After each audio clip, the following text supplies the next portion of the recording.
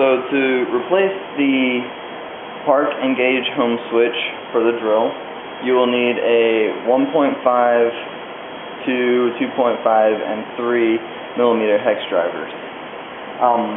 For starters,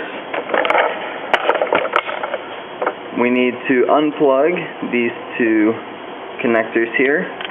One goes to the home switches that we're trying to replace, the other goes to the motor. We need to unplug it so that we can remove it.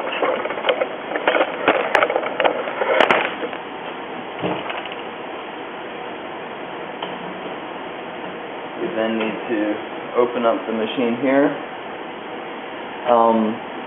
The next thing that we will want to do is to remove the chip chute by removing the 3 screws that are right here. You'll need your 2.5 wrench for this.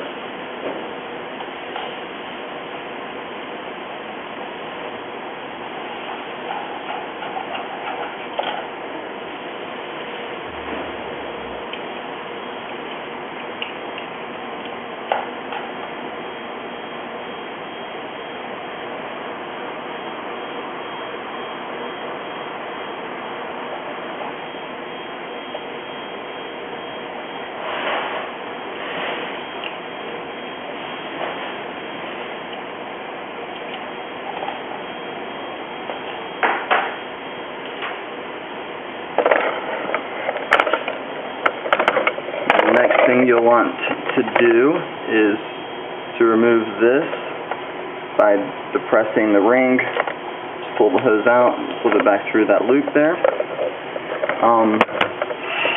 You're also going to want to remove your tools from your drill assembly. Just loosen the set screw and pull the tools out. That way you don't have to worry about hitting them against anything as we pull the assembly out.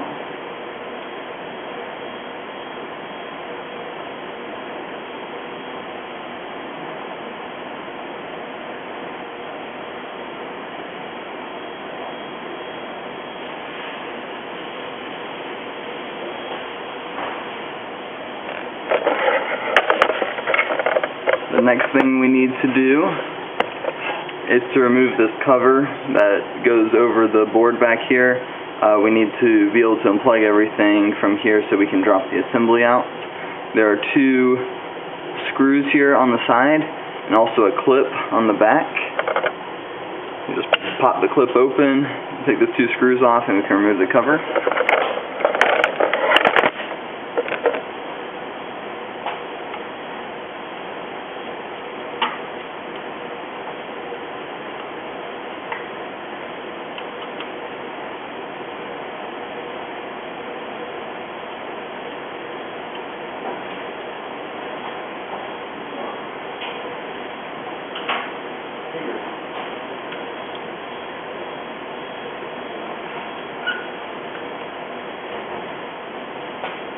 Be careful when removing the cover.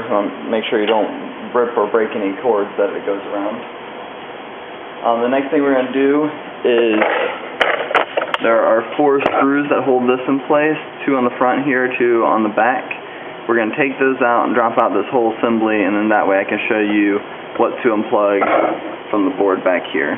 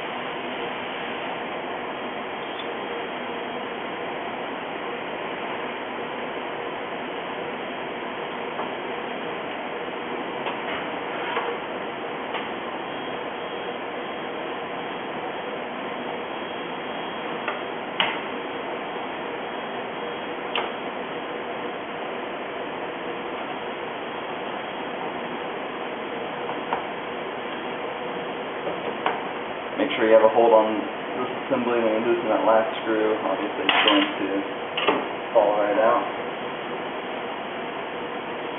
When you're pulling the assembly out, those wires you need to gently feed through. Make sure you don't rip the connectors off that are on the top side.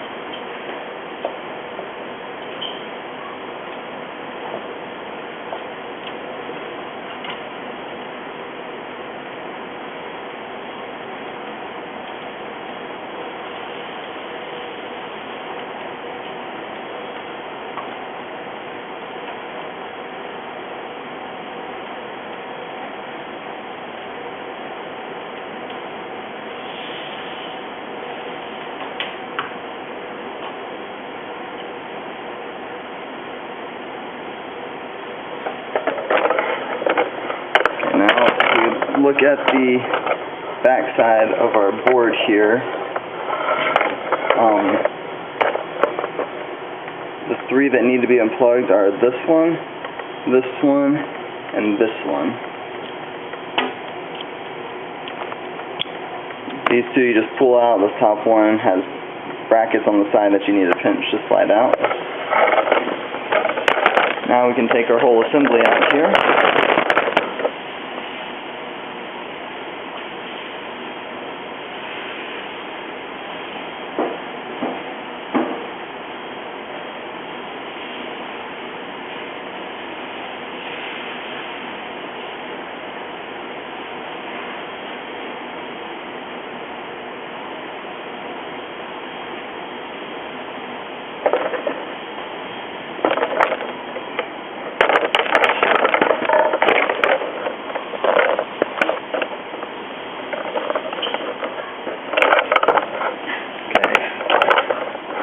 Now we've got our assembly over here on the table. These two switches right here are the two that we need to replace. They're both connected to the same connector on the end here. So you have to replace both of them. You'll need a 2mm hex to remove those. You'll also need to peel off the piece of tape that is on here. Helps hold them in place. When we put them back in, you might be able to reuse this piece of tape or just put a different piece of tape on there.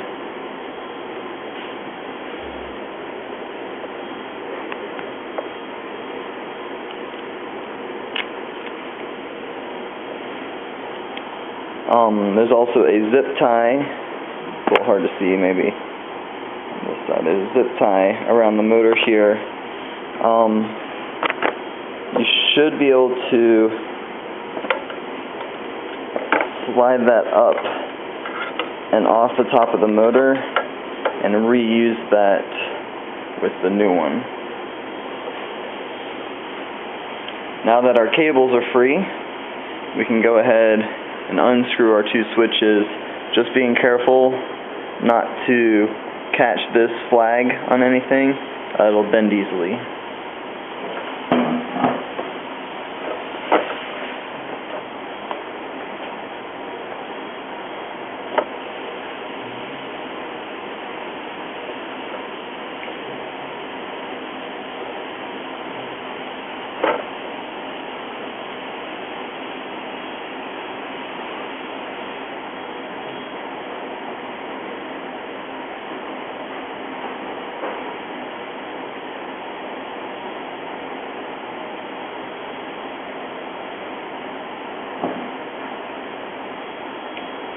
Okay, after you remove these, you will need to attach the new ones.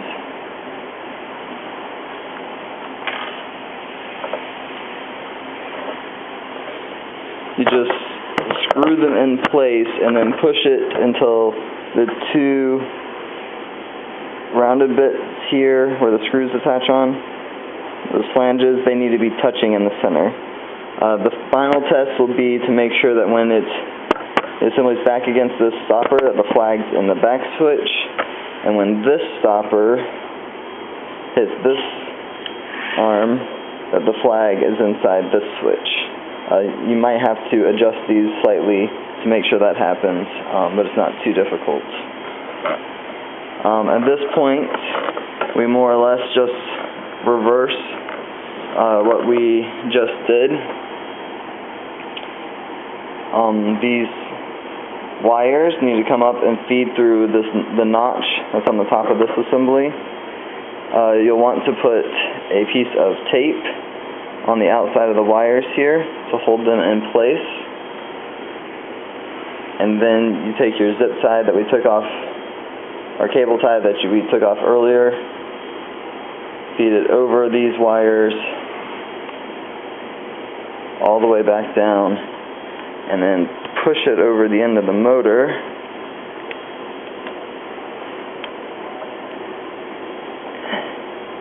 And then down.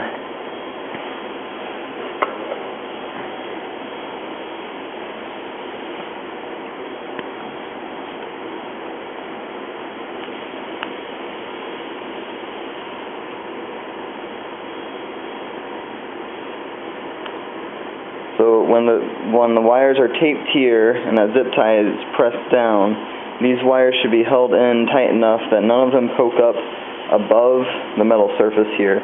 That prevents it so that when we're installing it, we don't have to worry about where those cables are. They're nice and tucked away, so that we don't end up mashing one of them and ruining the sensors.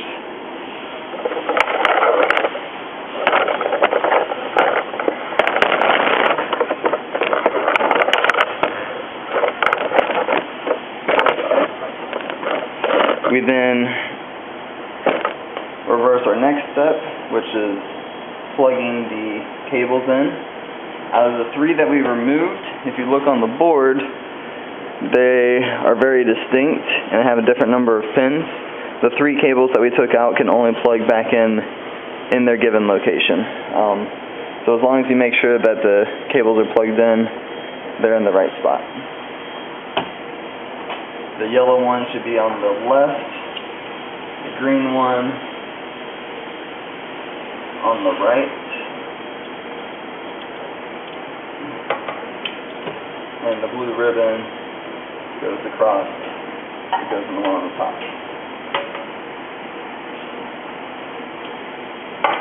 The blue ribbon has a key on it, so don't force it in, just let it slide in nice and easy if you have it the right orientation. If not, flip it over and try that direction.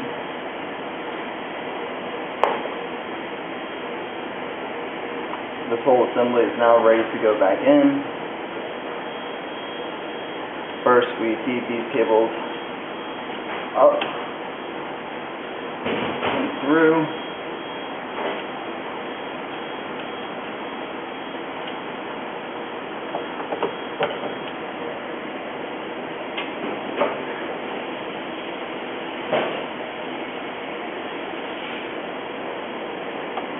We then put our screws back in place to hold it in. You can tighten the screws until it is close to being tight. You don't want to tighten them down until all 4 of them are in place. It can cause some misalignment issues, which makes it difficult to put the other screws in if you tighten down all of them immediately.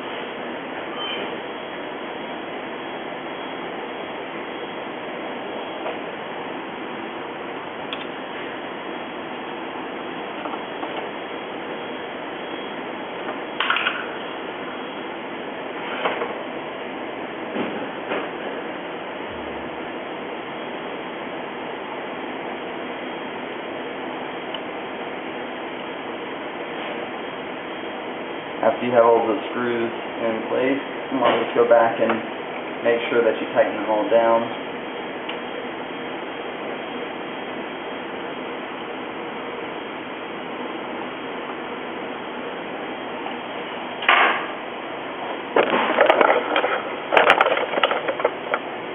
Then need to feed your hose back through this loop, and then just press it back into the top of the nozzle spray, or make sure it's in there nice and tight. We're then going to reattach our bracket.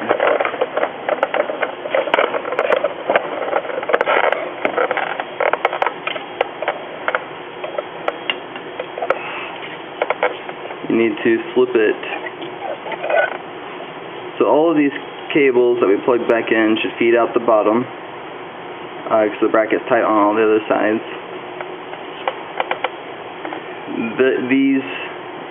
The green, black, and red cable will go on the outside of the bracket.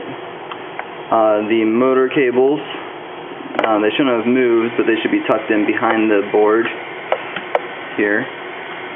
And the bracket will gently slide over top there. Make sure that you aren't pinching any cables as you slide it into place. And then we have our 2 screws that we need to reattach on the side.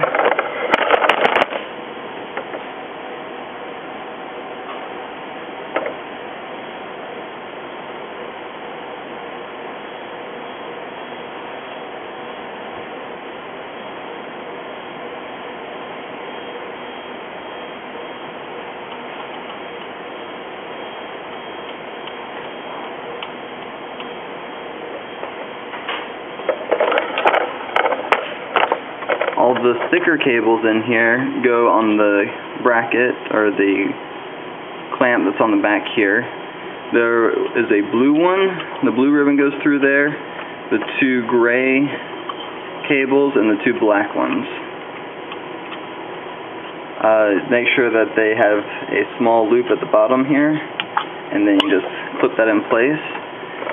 You then want to make sure that they come out the top here and kind of gently curve around to the back, so that when it's forward or back, the cables are not in the way. They should be on the right side of this black motor back here. The only thing left to do at this point is to reinstall our tools by making sure the flat of the tool is towards the set screw when we insert it, and then tighten the set screw down onto the flat. And we will also need to reinstall the chip chute. Just loop it back around and set those 3 screws in along here, and that's it. Hope this helps. The one step that I did forget is that after getting your tools in and getting your chip chute back on, you lower the panel and you need to plug in your home switch and your motor. If you look at the top of the board, the back one has a DIO NT arm for the motor. That's your red cable. And the front one has a DIO home, which is for your home switches. The blue cable plugs in. They're different sizes. You can't plug one into the other. But the blue one's in the front, red one's in the back.